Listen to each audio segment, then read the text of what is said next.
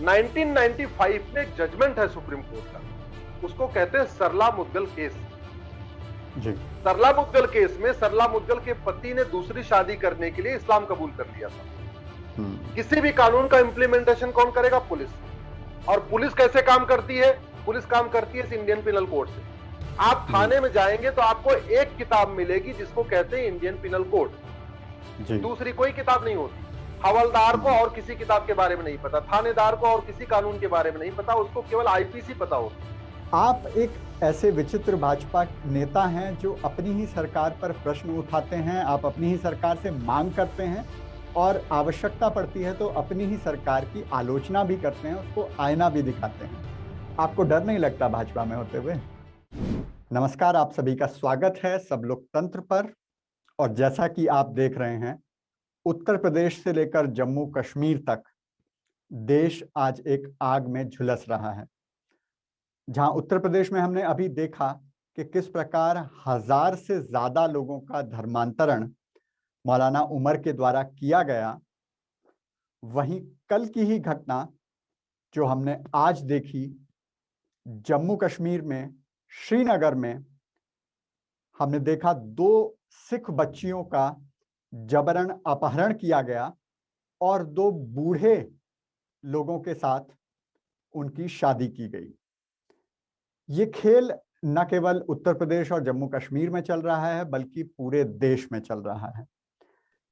और इस खेल के ऊपर जब हम लव जिहाद की बात करते हैं, धर्मांतरण कानून की बात करते हैं, तो बहुत सी बातें हमें सुनने को मिलती हैं।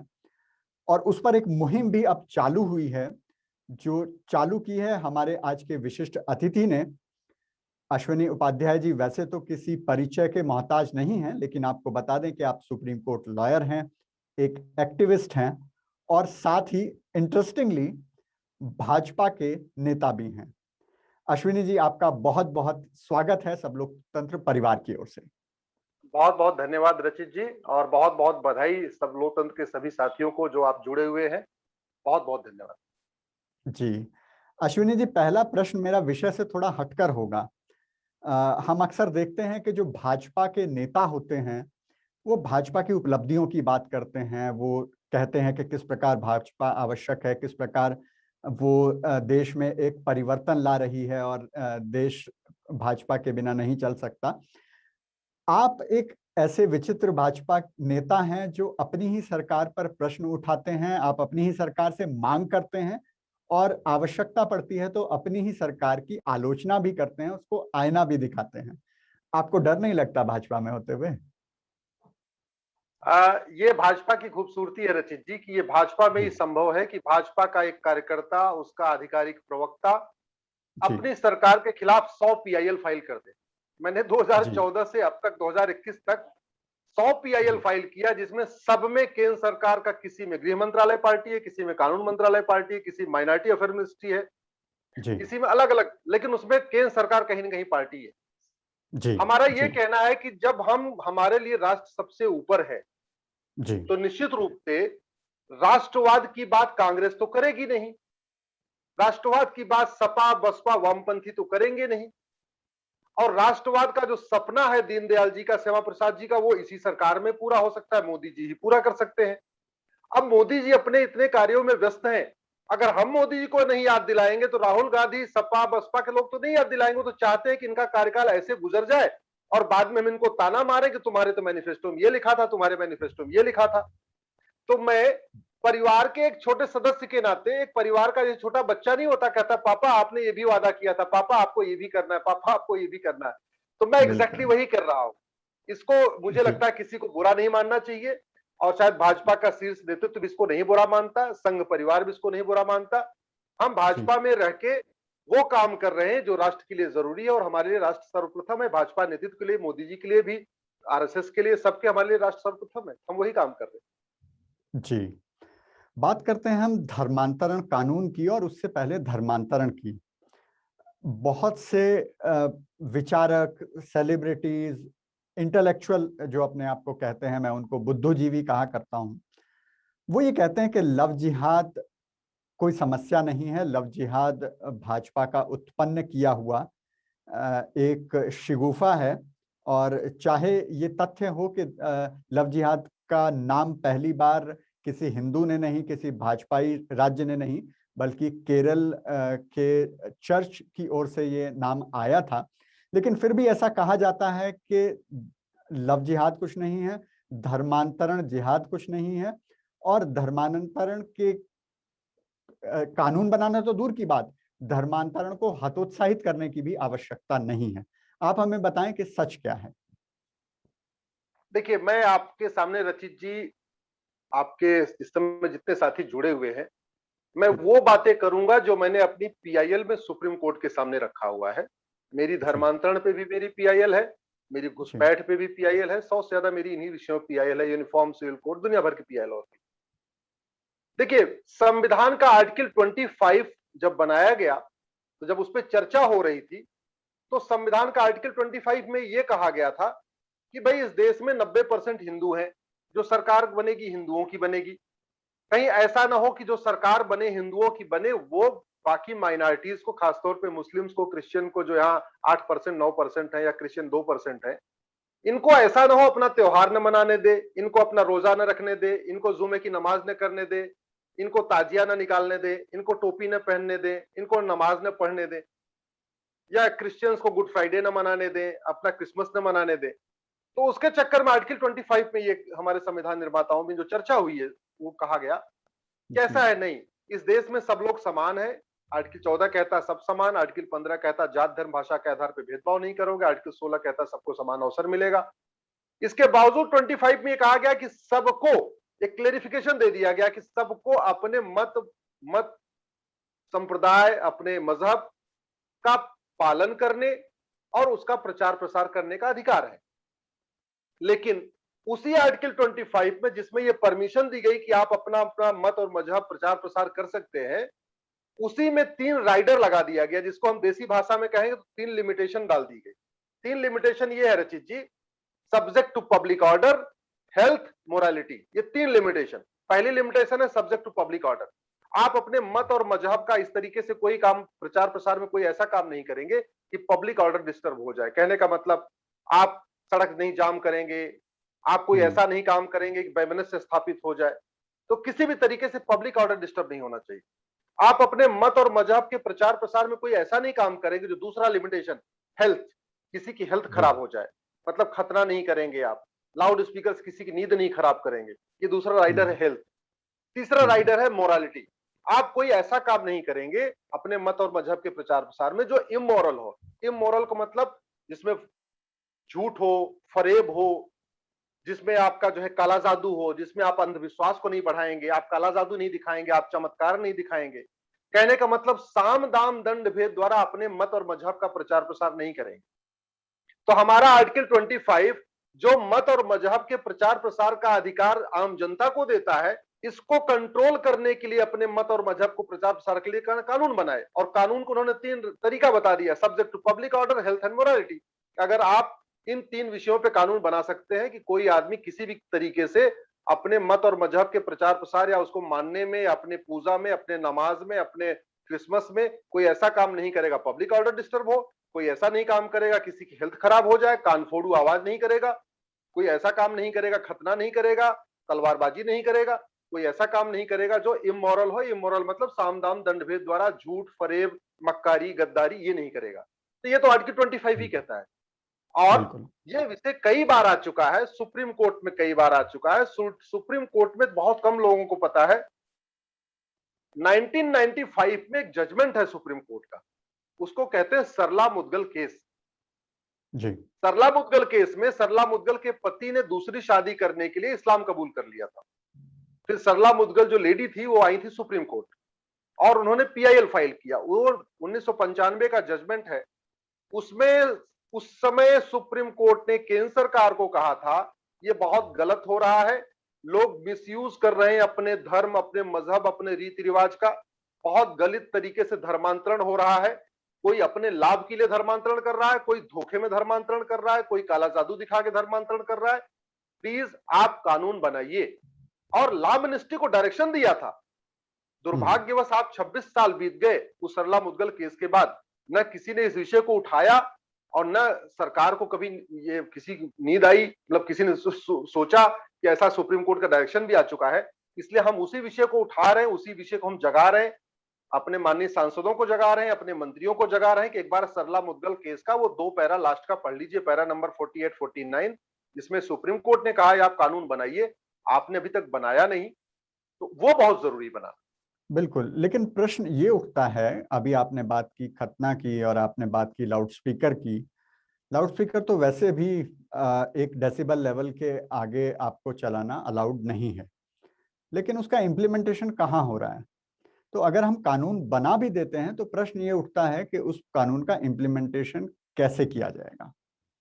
एक तो कानून के इम्प्लीमेंटेशन न होने का कारण जो सबसे बड़ी समस्या आ रही है, हमने कानून का अंबार बना दिया है। उदाहरण के लिए मैं आपको 2-3 सिंपल सा एग्जांपल देता हूं। हम लोग हर साल एक डायरी खरीदते हैं जिसमें 12 महीने का कैलेंडर होता है। अब आपको हम जनवरी की एक डायरी खरीद दें, फरवरी की एक डायरी बना दें, मार्च की अलग डायरी बना दें, आपको हम 12 डायरी दे दें, वो रखना आपके लिए आसान है? या हमने एक डायरी दे दिया, उसी में 12 महीने का कैलेंडर दे दिया, वो आसान?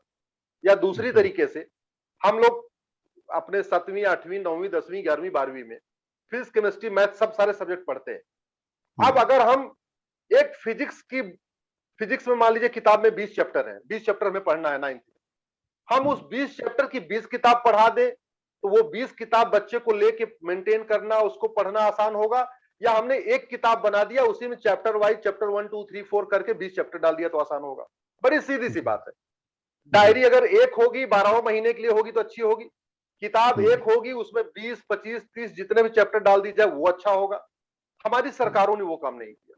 हमारी सरकारों ने जब जैसे मर्जी किया, कुछ लोगों ने अपना नाम बढ़ाने के लिए, कुछ अपने आप को मतलब जय जयकार करवाने के लिए हम तो अलग कानून बना रहे हैं, अलग कानून बना रहे हैं। और जनता ने भी समझ में नहीं आया, जनता को समझ में नहीं आया कि अलग कानून से जय जयकार तो होती है, जमीन पे उसका कोई असर नहीं होता।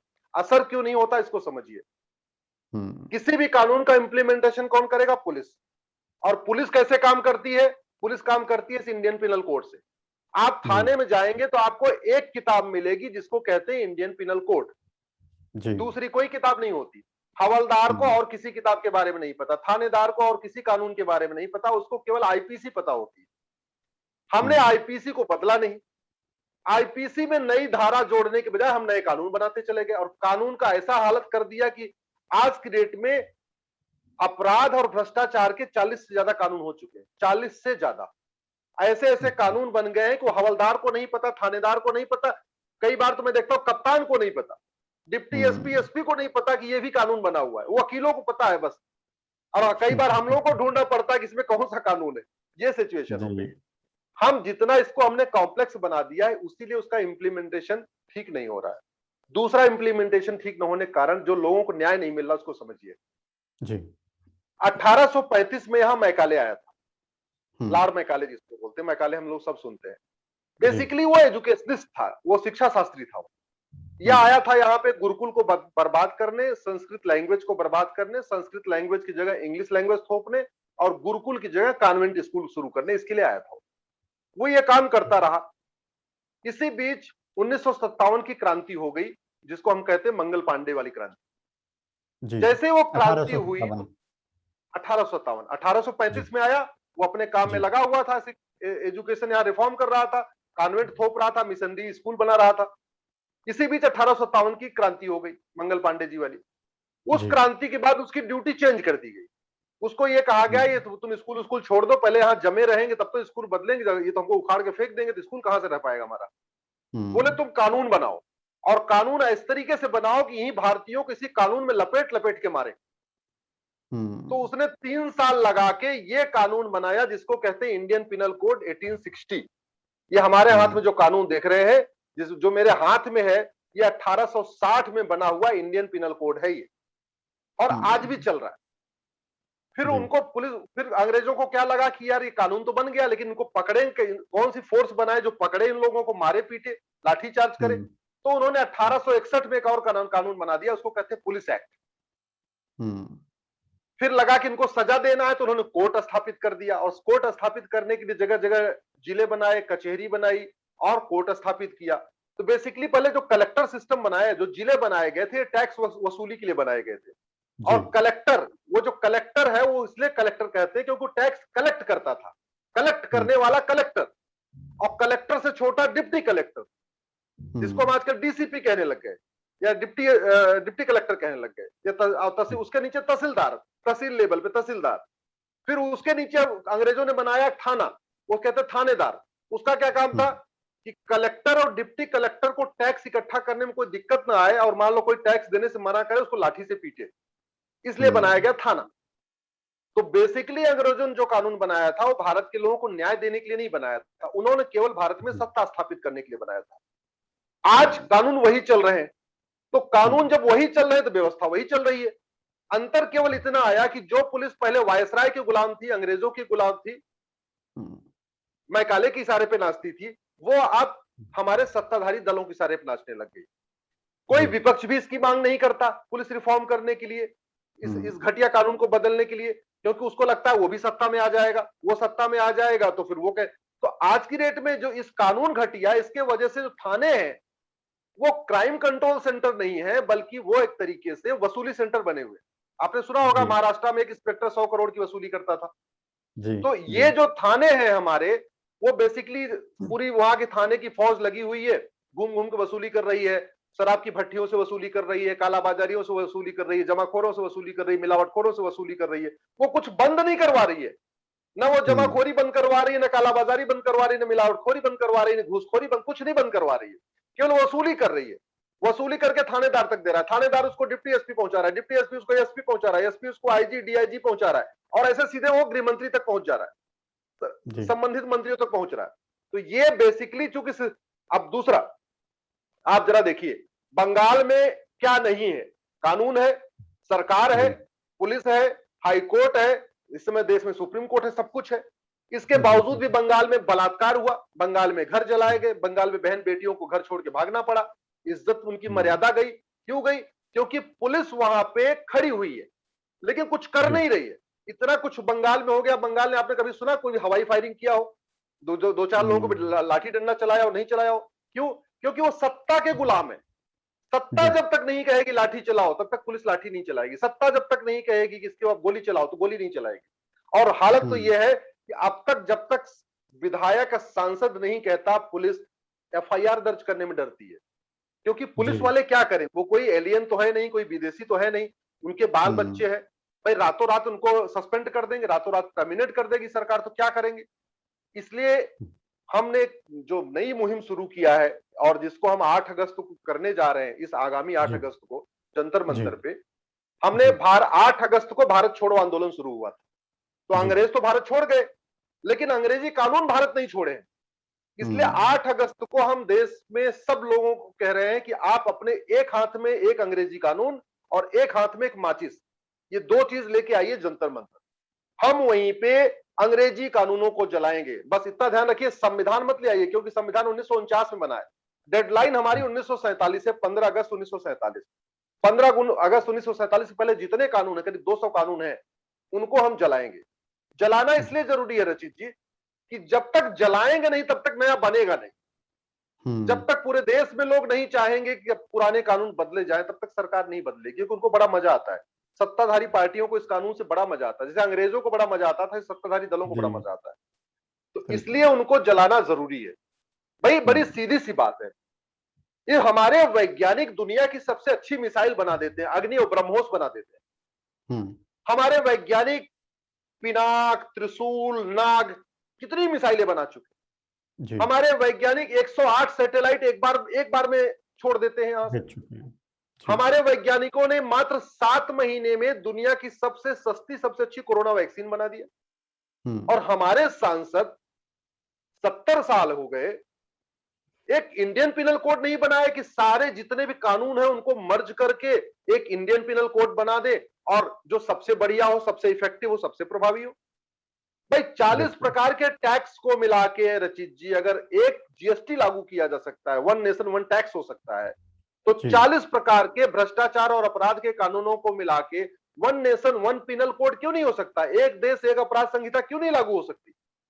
और दूसरी बात, ये मुझे मतलब कई बार मुझे बहुत शर्म लगती है जी। हमारे 70 साल में हमारे सांसदों ने एक भी ऐसा कानून नहीं बनाया जिसपे गर्व से कोई एक भारतीय कह सके कि हमारा ये कानून दुनिया का सबसे अच्छा कानून। आप वैज्ञानिकों के कार्यों पे गर्व कर सकते हैं, आप हमारे रिसर्च जो स्कॉलर्स हैं उनके कार्यों पे गर्व कर सकते हैं, आप हमारे डॉक्टरों के कार्य पे गर्व कर सकते हैं, लेकिन हमारे सांसदों ने एक कानून ऐसा नहीं बनाया, ये बड़े शर्म की बात है, जिसपे हम गर्व से कह सके कि हमारा फला वाला कानून दुनिया का सबसे अच्छा कानून। हम हजारों करोड़ रुपए देके फ्रांस से राफेल खरीदते हैं जी, लेकिन फ्रांस का कानून मुफ्त में लागू नहीं करते। धर्मांतरण विरोधी कानून फ्रांस का बहुत अच्छा है, हम क्यों नहीं ले लेते मुफ्त में? संविधान कहता है संसद में बन सकता है, संविधान केंद्र सरकार को परमिशन देती है धर्मांतरण विरोधी कानून बनाने का। हम क्यों नहीं दुनिया का सबसे अच्छा और इफेक्टिव धर्मांतरण विरोधी कानून बनाते? संविधान हमारा इजाजत देता है सरकार को घुसपैठ विरोधी कानून बनाने की। आपको पता है 2021 में हम घुसपैठियों को कानून से पकड़ रहे हैं जो 1946 में बना था। हम उस कानून को भी इसलिए जलाएंगे। 1946 में बने कानून से हम घुसपैठियों को पकड़ रहे हैं 2021 में। और सबसे बड़ी बात, 2021 में कोरोना के लिए हम 1897 में एक एपिडेमिक डिजीज एक्ट बना था, उसको कहते हैं महामारी कानून। 1897 अंग्रेजों के जमाने में महामारी आई थी तो उन्होंने कानून बनाया था। हम उस 1897 के कानून से 2021 में कोरोना ठीक कर रहे हैं। मतलब शर्म नहीं आती है। अरे 788 सांसद हैं रचित जी, 788 सांसद। 788 में से मान लीजिए कि 288 ऐसे हैं जो अनपढ़ हैं, अनाड़ी हैं, उनको नहीं पता कानून, उन्होंने टिकट उकर खरीद के आ गए, या जाति के नाम पे आ गए, भाषा के नाम पे आ गए, क्षेत्र के नाम पे आ गए, या दंगा भड़का के आ गए, चलो जैसे भी है। लेकिन 500 तो ऐसे हैं जो पढ़े लिखे हैं, समझदार हैं, संविधान पढ़ लेते हैं, कानून पढ़ लेते हैं, गूगल करके ये भी रिसर्च कर सकते हैं कि इस फील्ड में दुनिया का कौन सा कानून अच्छा है, वो भी रिसर्च कर सकते हैं। बिल्कुल 500 तो अच्छे हैं ना। हमारे देश में संसद के 3 सत्र होते हैं और हमने 788 में से कहा कि चलो 288 निकम्मे हैं, उनको निकाल दीजिए, तो 500 सांसद अच्छे हैं। अगर ये 500 सांसद हर संसद के सत्र में एक एक प्राइवेट मेंबर बिल पेश करें जी, और 3 सत्र हो गए हर साल, तो 1500 पुराने कानून बदल सकते हैं या 1500 नए कानून बन सकते हैं। बिल्कुल बड़ी सीधी सी बात। और सांसदों का काम क्या है? सांसदों का काम ही यही है। हमारे संविधान में सांसद को कहते हैं लॉ मेकर, कानून बनाने वाला। जैसे डॉक्टर का काम है इलाज करना, प्रोफेसर का काम है पढ़ाना, आपका काम है इंटरव्यू करना, मेरा काम है वकालत करना, आप पत्रकारिता करते हैं तो आप अपनी पत्रकारिता कर रहे हैं, और वैज्ञानिकों का काम है रिसर्च करना। ऐसे सांसदों का काम है कानून बनाना, लेकिन कानून हमेशा घटिया बनाएंगे। हम देखते नहीं कि अमेरिका में क्या चल रहा है, सिंगापुर में क्या चल रहा है, फ्रांस में क्या चल रहा है, चाइना में क्या चल रहा है, हम देखते नहीं उसको। और जो मन में आया 3 से 7 साल, 3 से 7 साल, 3 से 7 साल, जितने भी कानून है भ्रष्टाचार अपराध 3 से 7 साल। तो इसलिए मैं कह रहा हूं हमारे सांसद केवल बतौलेबाजी में व्यस्त हैं, केवल तू मैं आके शाम को टीवी पे कर लेंगे, आरोप प्रत्यारोप कर लेंगे, नूरा कुश्ती कर लेंगे आपस में, तू चोर मैं सिपाही वाला खेल खेलेंगे, लेकिन कभी इस बात पे गहन चिंतन नहीं करेंगे, अध्ययन नहीं करेंगे कि भैया हम अपनी ड्यूटी तो निभा लें। अरे आपके ऊपर हमारा करदाताओं का 1 करोड़ रुपए खर्च हो रहा है हर साल, एक सांसद के ऊपर कम से कम 1 करोड़ रुपए खर्च होता है। आप उसकी गाड़ी, बंगला, तनख्वाह, वेतन भत्ता, पेंशन, फ्री का एयर टिकट, फ्री का रेल टिकट सब जोड़ लीजिए तो मिनिमम 1 करोड़ रुपए खर्च होता है एक सांसद के ऊपर हर साल जी। आपके, तो इसका मतलब 788 सांसद के ऊपर 788 करोड़ रुपए खर्च हो रहा है। और ड्यूटी क्या है? कानून बनाना। लेकिन कर क्या रहे? ये पार्क में जिम बनवा रहे हैं, पार्क की दीवार ठीक करवा रहे हैं, पार्क की पेंटिंग करवा रहे हैं, फिर उसका पार्क के जाके दीवार की पेंटिंग हो जाती है, वहां पे अपना फोटो कटवाते हैं, फिर वहां फीता काटते हैं, फिर अपनी फोटो लगवाते हैं, इसमें व्यस्त है। अरे ये काम तो प्रधान पार्षद का है जी। आप लामे करो, आपको संविधान कहता है कि आप कानून बनाओ, तो कानून बनाओ तो दुनिया का सबसे घटिया कानून क्यों बना रहे भाई? बिल्कुल। डॉक्टर, वैज्ञानिक सब लोग दुनिया का सबसे अच्छा कानून बना रहे, आप क्यों नहीं दुनिया का सबसे बढ़िया कानून बनाते हो? इसलिए मैं कह रहा हूं इस देश में आपका जो प्रश्न ये था कि कानून इफेक्टिव क्यों नहीं हो रहा है, इफेक्टिव इसलिए नहीं हो रहा है, एक तो हमने इफेक्टिव कानून नहीं बनाया है। हम तो पुलिस वालों को, बेचारा पुलिस वाले तो पंचिंग बैग बने हुए हैं, उनको सब गाली दे रहे हैं, पुलिस को गाली दे रहे हैं, लेकिन ये नहीं समझते, उसकी व्यवस्था नहीं समझते। लोग छूट जाते हैं सबूत के अभाव में, लोग फिर पुलिस को गाली देते हैं, लेकिन ये नहीं समझते कि ये मूल कारण ये 1860 का इंडियन पिनल कोड, 1861 का पुलिस एक्ट, 1872 का एविडेंस एक्ट। 1872 में जो एविडेंस एक्ट चला था, जिसके द्वारा लोगों के बयान होते हैं, गवाहों के बयान, हम आज भी ढो रहे हैं। क्यों नहीं बना लेते भाई? क्यों नहीं अमेरिका की नकल करते? क्यों नहीं फ्रांस की नकल करते? क्यों नहीं चाइना की नकल करते? आप हम समझ में नहीं आ रहा है कि हम दुनिया के सबसे बढ़िया कानून बनाने में डर क्यों रहे? बिल्कुल, बिल्कुल। साथ ही मैं एक और प्रश्न उठाना चाहूंगा। आप बोल रहे हैं 1947 से पहले के कानूनों के विषय में। 1947 के बाद भी कुछ ऐसे कानून बने हैं या कहें जबरदस्ती हम पर थोप दिए गए हैं जिनका कोई रेलेवेंस समझ नहीं आता। जैसे हमारे देश में अल्पसंख्यक की परिभाषा ये हम पर थोप दी गई है, सेक्युलरिज्म हम पर थोप दिया गया है।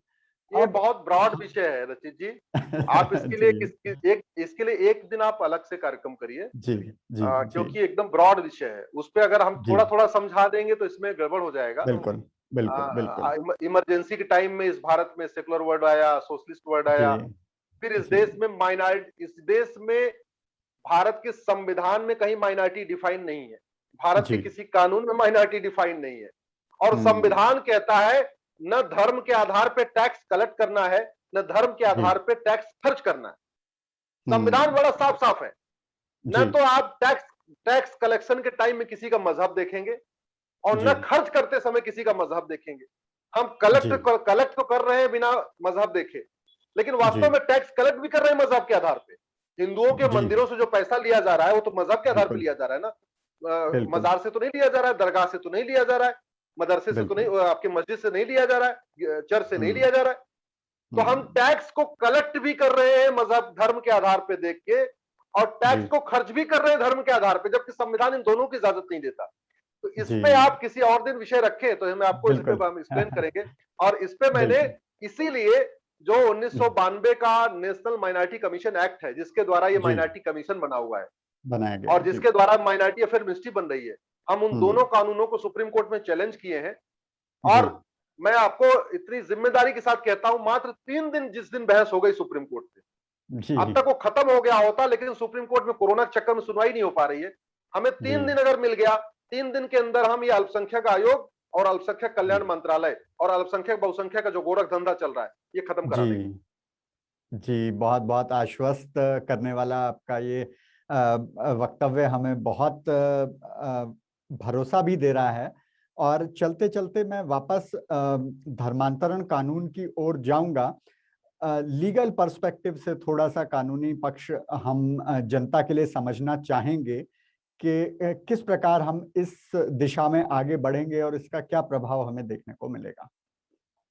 देखिए रजत जी, पहले तो अगर हम धर्मांतरण के खिलाफ कठोर कानून चाहिए, लेकिन अलग से नहीं चाहिए। हमारे दर्शक अच्छी तरीके समझ लें, हमें इंडियन पिनल कोड में ही, बेसिकली इंडियन पिनल कोड में चैप्टर बने हुए हैं कि आप चोरी लूट झपटमारी करोगे तो एक चैप्टर हो गया, हत्या बलात्कार का एक अलग चैप्टर है, महिलाओं पे हिंसा के अलग चैप्टर, ऐसे अलग अलग चैप्टर बने हुए। हमें इसी में ही एक धर्मांतरण का एक चैप्टर डालने की जरूरत है। अलग से कानून नहीं चाहिए। अलग से कानून क्यों नहीं चाहिए आपको बताता हूं। आपके सामने, आपके पार्क में, आपके अगल बगल, आप कहीं रास्ते में जा रहे हैं, पता चला आपने देखा धर्मांतरण हो रहा है जी। अब आप क्या करेंगे? आप वहां लाठी डंडा लेकर जाएंगे नहीं। आपके डेमोक्रेटिक कंट्री में क्या है, आप पुलिस को फोन करिए, 100 नंबर फोन करिए। अब अगर अलग से कानून बन जाएगा, आप 100 नंबर फोन करोगे तो पुलिस नहीं आएगी।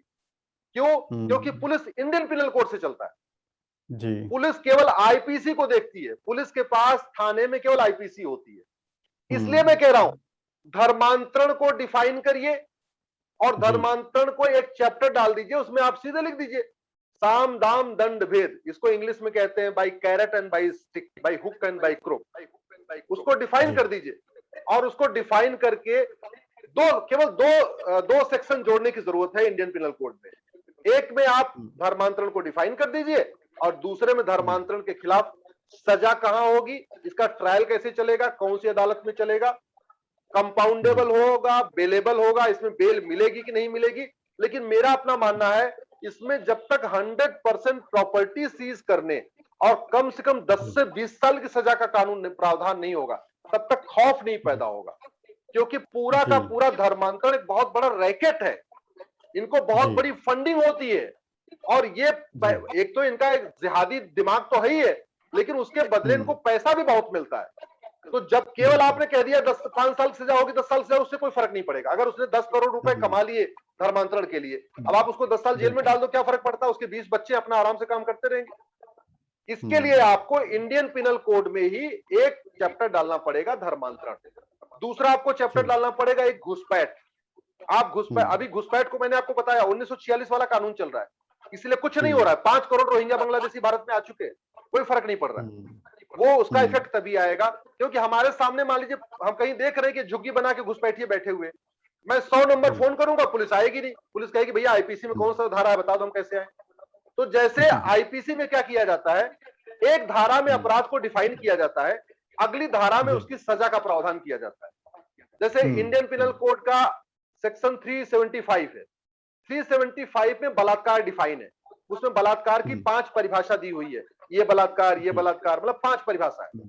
सेक्शन 376 में ये दिया हुआ है कि ये नॉन बेलेबल है, नॉन कंपाउंडेबल है, इसका जो ट्रायल चलेगा वो इस क्लास के फर्स्ट क्लास मजिस्ट्रेट के यहाँ चलेगा। इसी तरीके से बस 2 धारा हम जोड़ दें धर्मांतरण के ऊपर, इसमें क्या कहते हैं इंडियन पिनल कोड में। तो एक तो सबसे अच्छी बात होगी इंडियन पिनल कोड में आने से कि समस्या पूरे देश के लिए बन जाएगा। भाई धर्मांतरण की समस्या एक राज्य की समस्या नहीं है, धर्मांतरण की समस्या राष्ट्रीय समस्या है। तो इसका समाधान भी राष्ट्रीय स्तर पे होना चाहिए, और समाधान राष्ट्रीय स्तर पे करने का सबसे अच्छा तरीका है जो इफेक्टिव होगा, नया कानून मत बनाइए, आईपीसी में एक चैप्टर डाल दीजिए धर्मांतरण के ऊपर, बहुत आसानी से पुलिस कंट्रोल कर लेगी। हम लोग 100 नंबर फोन करके बता पाएंगे, आम जनता 100 नंबर फोन करके बताएगी देखो भाई यहाँ पे धर्मांतरण चल रहा है, पुलिस आएगी, उनको अरेस्ट करेगी, पकड़ेगी, अलग से कानून बन जाएगा, वो इफेक्ट नहीं आएगा। बिल्कुल बिल्कुल। और दर्शकों को भी मैं यही कहना चाहूंगा कि हम ये ना सोचें कि ये लड़ाई केवल कानूनी लड़ाई है, ये लड़ाई केवल अदालत में लड़ी जानी है।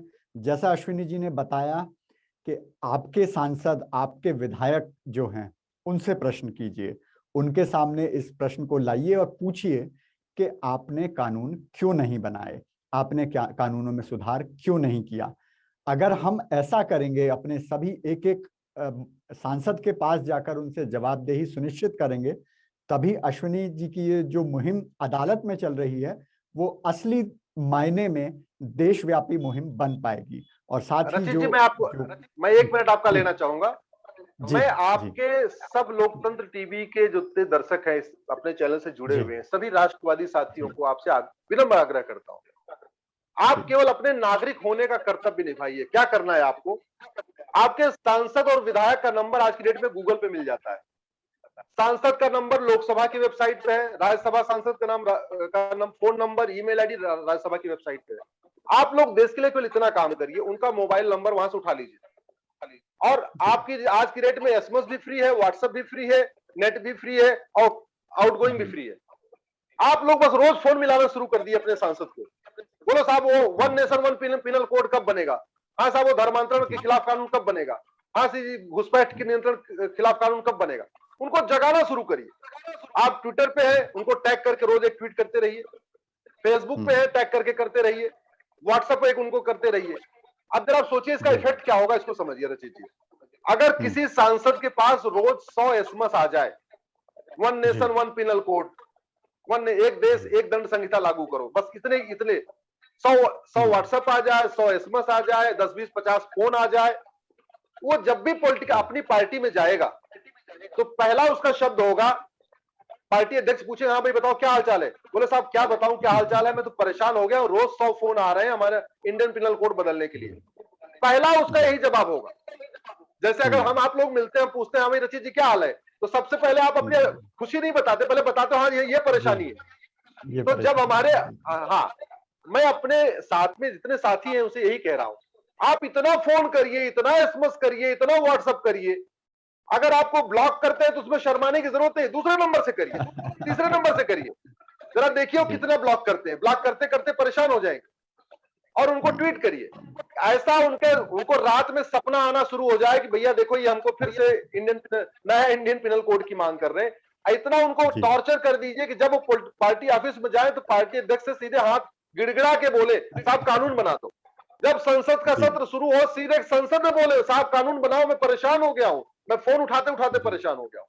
इतना कर दीजिए। जी। ये हमारे नागरिक का जो दायित्व है, ये हमारा दायित्व है ये करना। सुप्रीम जी। कोर्ट में हम लड़ाई लड़ी रहे। बाकी एक बात जी। और, 8 अगस्त को आप जी। लोग अपने हाथ में, एक हाथ में एक माचिस, एक हाथ में 1947 के 15 अगस्त 1947 के पहले बने वाला कानून, वो लेके जरूर जी। आइएगा। हम सब मिलके जलाएंगे और देश को बताएंगे कि अब हमें अंग्रेजी कानून से मुक्ति चाहिए। जी। बहुत बहुत धन्यवाद अश्विनी जी, आप आए और इतने इतने अच्छे ढंग से, इतनी बेबाकी से आपने इन विषयों पर अपनी राय रखी। और मैं आशा करता हूं जो मांग आपने दर्शकों से की है वो जरूर पूरी करेंगे और 8 अगस्त को आपके इस प्रकल्प में आपके सहयोगी के रूप में साथ खड़े हुए दिखाई देंगे।